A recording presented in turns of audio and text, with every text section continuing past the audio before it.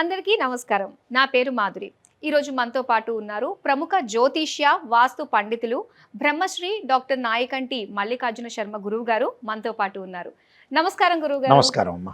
గురుగారు, మరి ఫిబ్రవరి మాసంలో మిథున రాశి వారికి ఎలా ఉండబోతుందో తెలియజేస్తారా? తప్పకుండా అమ్మ. ఓం శ్రీ గురుభ్యో నమః.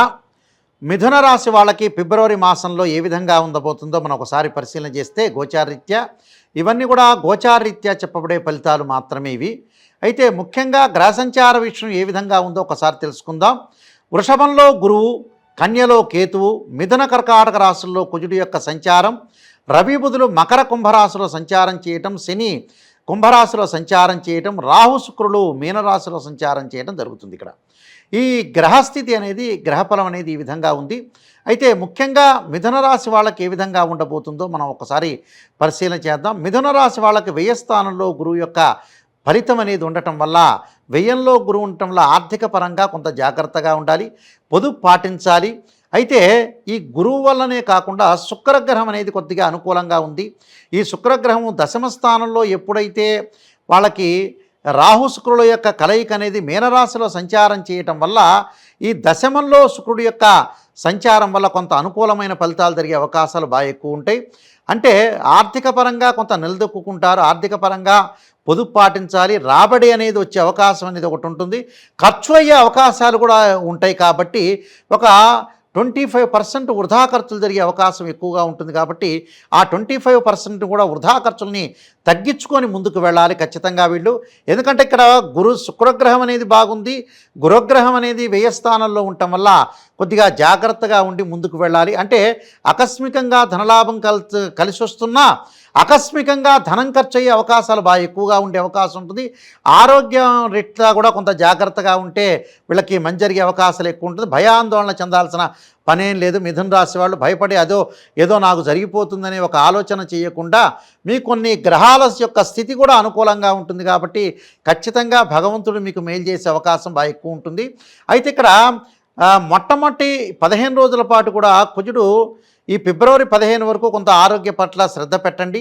ఆ తర్వాత ఆరోగ్యం అనేది మెరుగుపడే అవకాశం ఎక్కువగా ఉంటుంది. కాబట్టి ఏదైనా సరే కోర్టు సమస్యల వరకు వెళ్లకుండా, పోలీస్ స్టేషన్ వరకు వెళ్లకుండా, దాంతోపాటు భూ వివాదాలు, అలానే రియల్ ఎస్టేట్ చేస్తున్న వాళ్ళు కానీ, కన్స్ట్రక్షన్ చేస్తున్న వ్యక్తులు కానీ, అలానే కెమికల్ కంపెనీల్లో ఉన్న వ్యక్తులు కానీ, ఇలాంటి విషయాల్లో కొంత జాగ్రత్త ఉండాలి. ప్రయాణాలు చేసేటప్పుడు మటుకు బహుజాగ్రత్తగా ఉండాలి. అతివేగం అనేది అనర్థానికి దారితీసే అవకాశం ఉంటుంది. కాబట్టి అతివేగంగా వెళ్లకుండా కొద్దిగా జాగ్రత్తగా వెళ్ళి, వాహనాన్ని నడిపేటప్పుడు కూడా చాలా జాగ్రత్తగా ఉండి ముందుకు వెళ్ళాలి. అలానే బీపీ, షుగరు అంటే దీర్ఘకాలిక వ్యాధులు ఉన్నవాళ్ళు, అంటే ఏదైతే మనకి దీర్ఘకాలిక వ్యాధులు ఉంటాయి, అంటే లాంగ్ రన్లో డిసీజెస్ అంటారు. ఈ లాంగ్ రన్లో డిసీజెస్ ఉన్న వాళ్ళు కొద్దిగా జాగ్రత్తగా ఉండాలి. ఆరోగ్యాన్ని కాపాడుకోవాలి. ఆరోగ్యపరంగా ఎలా ఉంటుందనేది కూడా ఎప్పుడప్పుడు మనం అప్డేట్ చేసుకొని పరిశీలన చేసుకొని ముందుకు వెళ్ళాలి. అందువల్ల కుజగ్రహం అనేది కొద్దిగా అనుకూలంగా లేదని చెప్పుకోవచ్చు. కుజుడు ప్రమాదాలకి, ఆరోగ్యానికి, కోర్టు సమస్యలకి కారణభూతుడు అవుతాడు. కాబట్టి కొంత ఆ విషయంలో కొంత శ్రద్ధ పెట్టాలి. అలా నెగ్లెక్ట్ అనేది చేయకుండా, అశ్రద్ధ అనేది మంచిది కాదు, శ్రద్ధతో ముందుకు వెళ్ళాలి. అలానే ఎవరికైనా డబ్బులు ఇచ్చేటప్పుడు కానీ, లావాదేవీల విషయంలో కానీ మధ్యవర్తిత్వం అనేది పనికిరాదు. అంటే కొంతమంది మీడియేషన్ చేస్తుంటారు, మధ్యవర్తిత్వం. ఆ మధ్యవర్తిత్వం అనేది ఎట్టి పరిస్థితుల్లో కూడా పనికిరాదు. ఇలాంటి విషయాల్లో మటుకు ఖచ్చితంగా వీళ్ళు జాగ్రత్త కేర్ తీసుకొని ముందుకు వెళ్ళాలి. మిగతా గ్రహాలని మనం చూసుకునేటట్లయితే చతుర్థ స్థానంలో కేతు యొక్క సంచారం. చతుర్థ స్థానంలో కేతు మంచివాడు అంటే కుజవత్ కేతు అంటారు. కేతు మంచివాడు కాదు. అంటే మన తీర్థయాత్రలకు వెళ్ళేటప్పుడు, ప్రయాణాలు చేసేటప్పుడు కొద్దిగా ఆరోగ్యాన్ని సంరక్షించుకుంటూ ముందుకు వెళ్ళాలి. దాంతోపాటు తల్లి యొక్క ఆరోగ్యాన్ని కూడా జాగ్రత్త ఉండాలి. చదువు మీద కూడా కొంత కాన్సన్ట్రేషన్ బాగా పెరగాలి విద్యార్థులకి. ఎందుకంటే ఇక్కడ గురువు అనుకూలంగా లేడు, మిగతా స్థానాధిపతులు కూడా కొంత అనుకూలంగా లేదు. కాబట్టి వేరే వ్యాపకాలను తగ్గించుకొని చదువు మీద కాన్సన్ట్రేషన్ చేసి ముందుకు వెళ్ళాలి. చదువు అనేది చాలా ఇంపార్టెంట్. కాబట్టి విద్యార్థులు చదివేటప్పుడు, ఇప్పుడు ఎగ్జామినేషన్ కొంతమంది జరుగుతుంటాయి కదా, వాళ్ళు కొంత అధిక శ్రద్ధ పెట్టి ముందుకు వెళ్ళాలి. అయితే ఎందుకంటే ఇబ్బందులు పడే అవకాశం అనేది ఉంటుంది. కాబట్టి ముందు జాగ్రత్త చర్యగా మనం చెప్తున్నాం ఇక్కడ గోచారీత్యా. దాని తర్వాత అష్టమ స్థానం రవి బుధులు, 8వ స్థానం రవి వల్ల కొంత అనుకూలంగా జరుగుతుంది వాళ్ళకి. అంటే కొన్ని పనులు చేయటంలో ముందంజలోకి వెళ్ళే అవకాశాలు ఉంటాయి. అంటే గతంలో కొంతమందికి ఆలస్యమైన పనులన్నీ కూడా ముందుకు వెళ్ళే అవకాశాలు ఎక్కువ ఉంటాయి. అయితే రవి పరిపూర్ణంగా మంచివాడు కాదు, మిశ్రమైన ఫలితాన్ని మాత్రమే ఇస్తాడు అక్కడ. ఎందుకంటే గోచారరీత్యా ఎలా ఉంటుందంటే 8వ స్థానం అనేది మిశ్రమైన ఫలితాన్ని ఇస్తుంది. కాబట్టి ఉద్యోగపరంగా ఇబ్బందులు లేకుండా, ఉద్యోగంలో ఏదైనా ప్రాబ్లమ్స్ రాకుండా వాళ్ళు జాగ్రత్త పడాలి. ఏదో ఉద్యోగంలో కొన్ని చిన్న చిన్న ప్రాబ్లమ్స్ వస్తుంటాయి మనిషికి, అలాంటి ప్రాబ్లమ్స్ లేకుండా కాపాడుకోవాలి. అది ఫిబ్రవరి 15 వరకు. ఫిబ్రవరి 15 తర్వాత మళ్ళీ రవి బుధులు కుంభరాశిలో సంచారం చేయడం వల్ల కొద్దిగా అనుకూలంగా ఉంటుంది. ఏదైనా వ్యాపారం చేసేవాళ్ళు మటుకు అతి తక్కువ పెట్టుబడితో వ్యాపారం చేయాలి. ఫిబ్రవరి 15 తర్వాత నూతన వ్యాపారాలు చేసేవాళ్ళు ఉన్న వ్యాపారం వాళ్ళు కంటిన్యూ చేసుకోవచ్చు, ఏం ప్రాబ్లం ఏం లేదు. విదేశాలకు వెళ్ళటం అనేది కొంత పోస్ట్ పోన్ జరిగే అవకాశాలు ఎక్కువ ఉంటాయి. అంటే వీసా విషయంలో కానీ, అలానే స్టాంపు వేయటంలో కానీ, ఇలాంటి వాటిలో కొద్దిగా విదేశాలకు వెళ్ళే వాళ్ళకి మటుకు కొంత లేటు జరిగే అవకాశాలు ఎక్కువ ఉంటాయి. ఆ లేటు జరుగుతుందని ఆందోళన చెందాల్సిన పని లేదు. అలానే వివాహ ప్రయత్నాలు కూడా 1-2 సంబంధాలు తప్పిపోయి 3వ సంబంధం కలుస్తుంది. అంటే ఒకళ్ళిద్దరిని చూస్తాం, 3వ సంబంధం కలిసే అవకాశాలు ఎక్కువ ఉంటాయి. కాబట్టి సంబంధం కలవట్లేదు అనే ఆలోచన చేయక్కర్లా వీళ్ళు. ఎందుకంటే శుక్రగ్రహం అనేది మిశ్రమైన ఫలితాన్ని ఇచ్చే అవకాశం ఉంటుంది వీళ్ళకి. అంటే 1, 2, 4, 5, 8, 9, 10, 11 స్థానాల్లో శుక్రుడు మంచివాళ్ళు. ఈ మిథున రాశి వాళ్ళకు 10వ స్థానంలో శుక్రుడు మంచివాడే. వివాహ ప్రయత్నాలు 1-2 సంబంధాలు తప్పి 3వ సంబంధం కలుస్తుంది. ఎందుకంటే శుక్రుడు రాహుతో కాంబినేషన్ ఉన్నాడు కాబట్టి కొద్దిగా లేట్ అవుతుంది. కానీ వాళ్ళకి సంబంధం అనేది ఖచ్చితంగా కలుగుతుంది. అంటే సుసంపన్నమైన కుటుంబం నుంచి అబ్బాయి కానీ, కుటుంబం నుంచి అమ్మాయి కానీ, అబ్బాయి కానీ వచ్చే అవకాశాలు ఎక్కువ ఉంటాయి. అంటే సంబంధం అనేది కలుస్తుంది. వివాహ ప్రయత్నాలు వీళ్ళు చేసుకోవచ్చు ఫిబ్రవరి మాసంలో, ఏమి ఇబ్బందికరమైన వాతావరణం ఏమీ లేదు. అయితే ఏమిటనంటే వీళ్ళకి ముఖ్యంగా శని యొక్క ప్రభావం.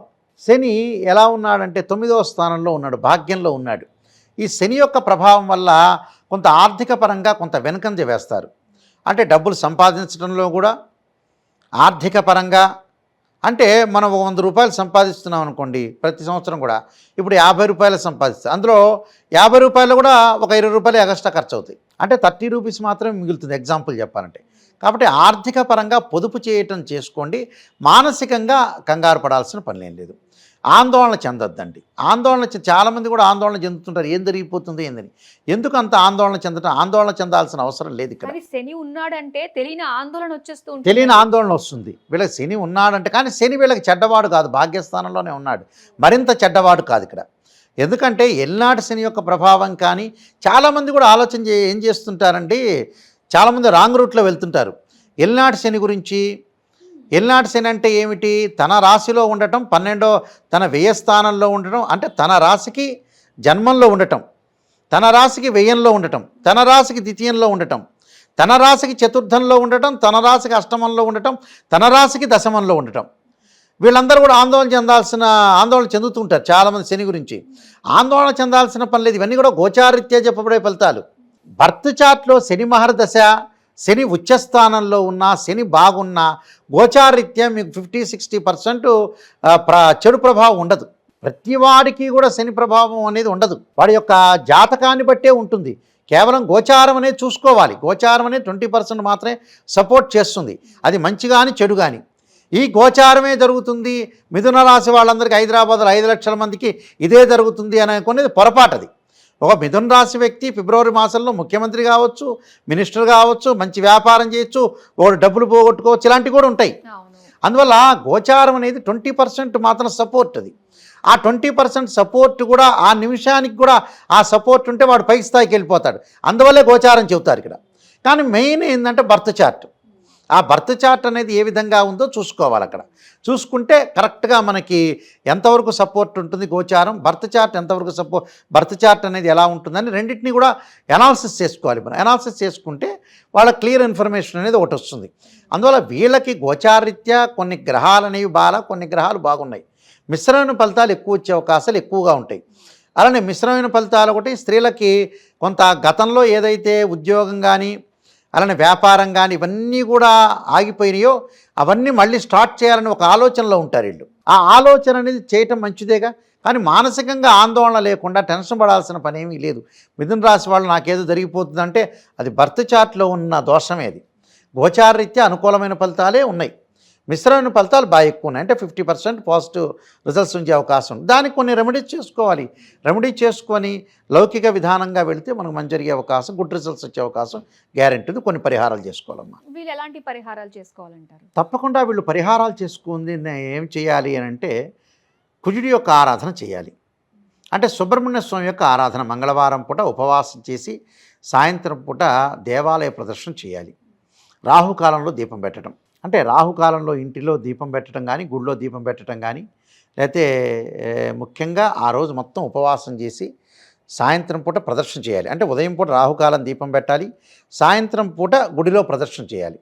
అంటే అంగారక గాయత్రి మంత్రం ఒకటి ఉంటుంది. అంటే ఆరోగ్యపరంగా ఇబ్బందులు లేకుండా ఉండటానికి అంగారకాయుధ్నే శక్తి అస్తాయి ధీమే తన్నో భౌమ ప్రచోదయాత్ అనే మంత్రాన్ని చక్కగా చదువుకోవాలి. దానితో పాటు వీళ్ళు చేయాల్సింది ఏంటంటే సూర్యుని ఆరాధన చేయాలి. సూర్యుని ఎలా ఆరాధన చేయాలి అంటే ఆదివారం రోజున తప్పకుండా గోధుమలు దానం చేయాలి.